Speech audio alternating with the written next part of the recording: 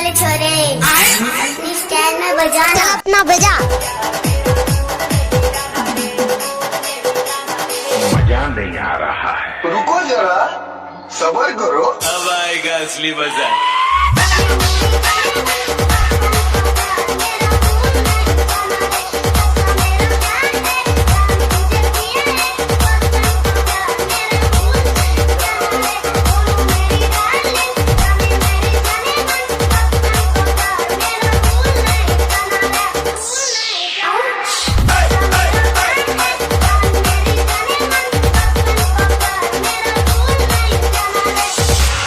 Mixed by DJ Basanti Cham. Niket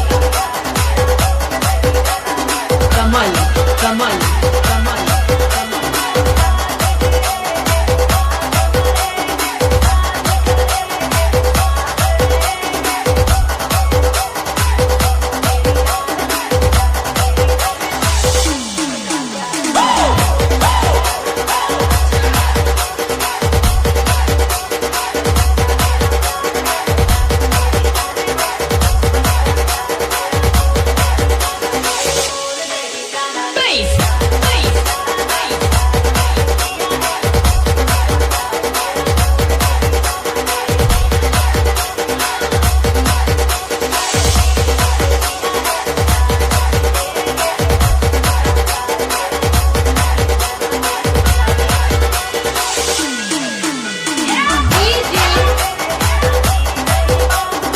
Niket